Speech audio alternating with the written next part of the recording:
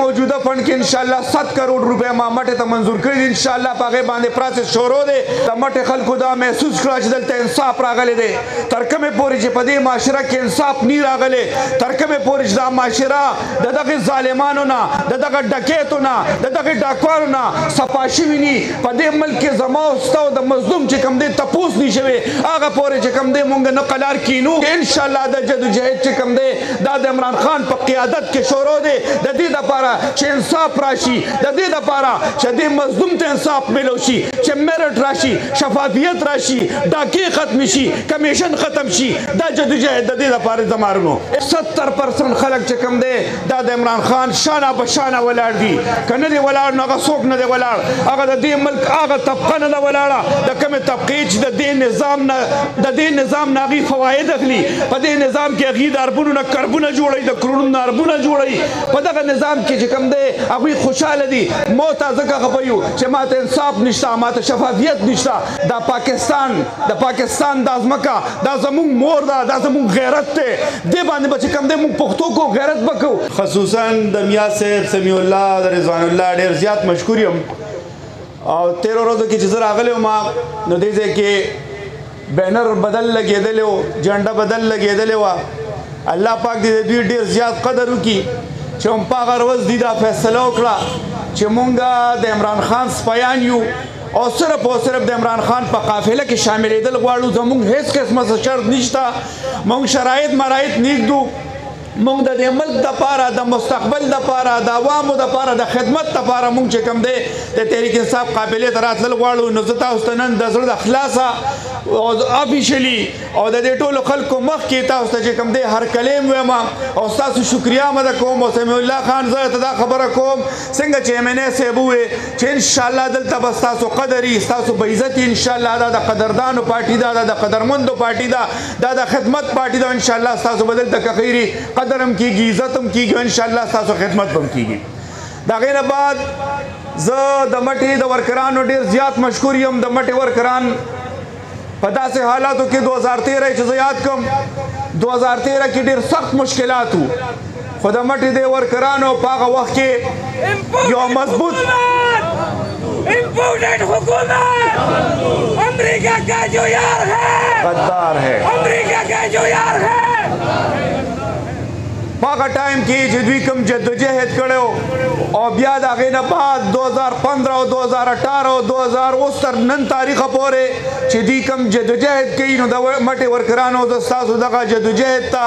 دغه مشقت ته دغه مینې ته زه تاسو ته سلام کوم او انشاءالله چې ستاسو دا جدوجہد او دا مینه انشاءالله نو څنګه چې MNA صاحب وویل چې دا کارونه هم کړي دي زه خو که شمېرم نو شمېر باندې به لاړ نه شم خو دا راته یقین دهاني در کوم چې انشاءالله یقین دهاني بلکې زه تاسو دا شو ټیر کوم او د دې زما دا ملګري مخامخ چې کوم دی دا د دې ګواه دي چې په دې موجوده فند کې انشاءالله 7 کروڑ روپے ما مټې ته منظور کړي دي انشاءالله په هغې باندې پروسس شروع دی هغه 7 کروڑ روپے چې انشاءالله دلته لګي زمانه دی خیال چې بیا پکې چې کوم دی کچه ځای چې نه پاتې شي خو ګوره یو خبره زه تاسو ته کوم چې زموږ دا جدوجہد د دې دپاره نه دی چې د مټې روډ پوخ کړم د دې دپاره نه دی چې دغه کوڅه پخه کړم او هغه کوڅه پخه کړم او دلته ټرانسفارمر لګوم او هلته ولګوم په دې مټه کې د 100 نه زیاتې ټرانسفارمرې به هم لګېدلي په دې مټه کې به چې کوم دی سولرایزیشن هم شوي په دې کې به روډونه هم جوړ شوي خو تاسو ته زه دا وایم چې د مټې خلکو دا محسوس کړه چې دلته انصاف راغلی دی تر کومې پورې چې په دې معاشره کې انصاف نه راغلی تر کومې پورې چې دا معاشره د دغې ظالمانو نه د دغه ډکیتو نه د دغې ډاکوانو نه صفاشي ویني په دې ملک کې زما او ستا د مظلوم چې کوم دی تپوس نشوي هغه پورې چې کوم دی مونږ نه قلار کینو نه دا زموږ جدوجہد چې کوم دی دا د سړکونو د نالو دپاره دی بلکې انشاءالله د جدوجہد چې کوم دی دا د عمران خان په قیادت کې شروع دی د دې دپاره چې انصاف راشي د دې دپاره چې دې مظلوم ته انصاف ملو شي چې میرټ راشي شفافیت راشي ډاکې ختم شي کمیشن ختم شي دا جدوجہد د دې دپاره زمارونو انشاءالله دغه جدوجہد چې کوم دی انشاءالله ډېر زر چې کوم دی پای تکمیل ته رسېدو واله دی تاسو به انشاءالله محسوسوئ په دې ټایم کې څنګه چې MNA صاحب ووی 70% خلک چې کوم دی دا د عمران خان شانه په شانه ولاړ دي که نه دی ولاړ نو هغه څوک نه دی ولاړ هغه د دې ملک هغه طبقه نه ده ولاړه د کومې طبقې چې د دې نظام نه هغوی فواید اخلي په دې نظام کې هغوی د اربونو نه کربونه جوړوي د کروړونو نه اربونه جوړوي په دغه نظام کې چې کوم دی هغوی خوشحاله دي مو ته ځکه خفه یو چې ماته انصاف نشته ماته شفافیت نشته انشاءالله زما وروڼو دغه محسوس طبقه دا محدود طبقه دا انشاءالله خپلو کورونو ته روانه ده د دې کور دلته نه دی دا زمونږ شاهد حاجي صاحب ووی د امریکې وکیل ووی چې د پاکستان خلکه خپله مور هم په پیسو خرڅوي په ډالر خرڅوي دا ګورې په ریکارډ خبره ده خو زما وروڼو خپله مور دا ځمکه چې کوم دی دا پاکستان دا ځمکه دا زمونږ مور ده دا زمونږ غیرت دی دې باندې به چې کوم دی موږ پښتو کو غیرت به کوو او د ایمان تقاضه هم دا ده چې موږ به په دې باندې غیرت او پښتو کوو زما وروڼو دا ځکه هغه دا خبره کړې وه چې دا پاکستان هغوی خرڅ کړی دی د دې پاکستان په سر پیسې اخیستې شوي دي د دې پاکستان بچي په شمېرې په تعداد کې بیل نیولې شوي دي هغوی ته حواله شوی دی او د هغوی نه ډالر اخیستې شوي دي هغوی به ولې دا خبره نه کوي زما وروڼو مونږ چې کوم دی مونږ که روتي یو صرف د دې دپاره روتي یو چې د دې ملک ته چې کم په کم نعره دا جوړ شوی دی چې نعره به څه وه چې پاکستان کا مطلب کیا لا اله الا الله تاسو ماته ووایئ چې په کم معاشره کې مسلمان خدا ایمان دی او دا یې یقین دی چې څوک لا اله الا الله محمد رسول الله وایي هغه به د دنیا د یو طاقت مخې ته نه ټیټېږي دا ایمان دی او که نه دا د کلمې مقصد دی او که نه او که زه کلمه م ویم زه ځان ته مسلمان هم ویم او زه بیا د امریکې مخې ته ټیټېږم زه د هغوی چې کوم دی هره خبره منم زه که زما د ملک پکې پیدا خو نی که زما ملک پکې ډوبېږي هم به زه یسر کوم ځکه چې زما دا ایمان دی دا ایمان دوی جوړ کړی دی دې وزیر چې کوم دی موجوده وخت کې دا کوم وزیران دي د یو تاسو دغه وګورئ بیانونه وګورئ یو وزیر صاحب وی مونږ د امریکې په وینټیلیټر لګېدلي یو لکه مونږ سا چې کوم دی د امریکې د وجې اخلو بل وزیر وی عمران خان څخه ډېر خراب سړی دی چې دی د قرآن آیاتونه وایي عمران خان څخه چې کوم دی د دې وزارت نه لرې کول پکار دي چې هغه د امر بالمعروف او د نهي عن المنکر خبره کوي زما وروڼو تاسو سوچ وکړئ آیا دا ګناه ده که دا زمونږ ایمان دی موږ به د امر بالمعروف او د نهي عن المنکر خبره کوو که په دې کې زمونږ سرونه کټ کېږي او زما خو بیا هغه لیډر دی چې هغه ته څنګه چې زما بل ملګري ووی چې هغه ته پته وه یو میاشت مخکې تقریر یې کړی و چې منصوبه جوړه شوې ده ما به چې کوم دی په دې مارچ په دوران کې په وزیرآباد کې په ما باندې به ډزې کېږي ما به شهید کوي وژني به مې او بیا به دا شوشا جوړوي چې دا خو یو مذهبي جنوني و او هغه چې کوم دی دا ډز وکړو ما وروڼو د هغې باوجود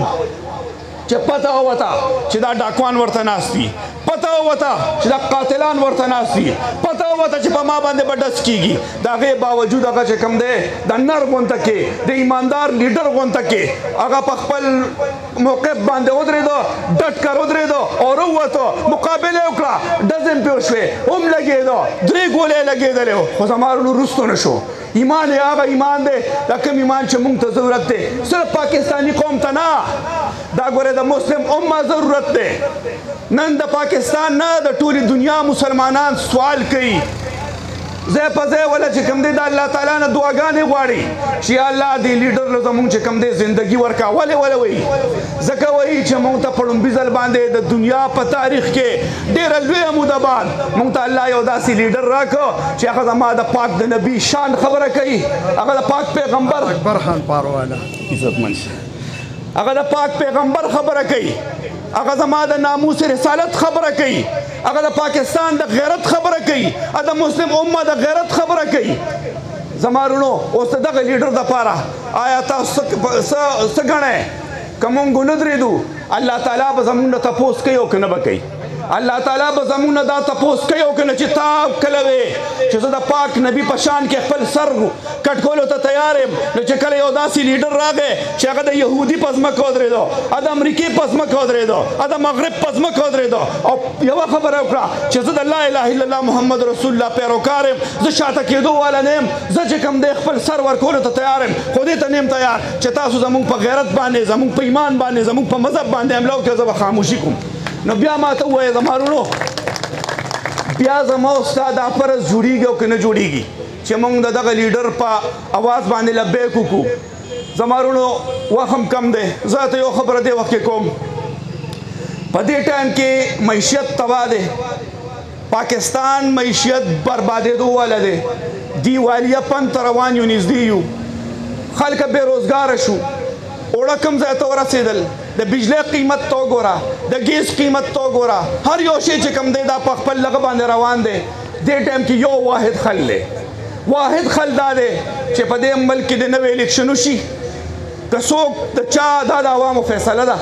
که عوام هم منتخب کوي که تاسو منتخب کوي، دا عوامو ته پرېږدئ. دا د امریکې مرضي نه ده، دا د مغرب مرضي نه ده، دا د یهودیانو مرضي نه ده، دا د پاکستاني قوم مرضي ده. که هغه موږ منتخب کوي او که هغې منتخب کوي، خو دا پاکستاني قوم ته پرېږده. دې ټایم کې دا حکومتونه، دا جاګیرونه، که عمران خان د حکومت دپاره لګیا وي نو پنجاب کې حکومت دی او په کې پي کې حکومت دی. بس پر حکومت به کو مزې به کولې څنګه چې دا خلک مزې کوي. اکه د مزو دپاره راته نن حکومتونه موجود دي، بس وی به چې په قلار کښېنه.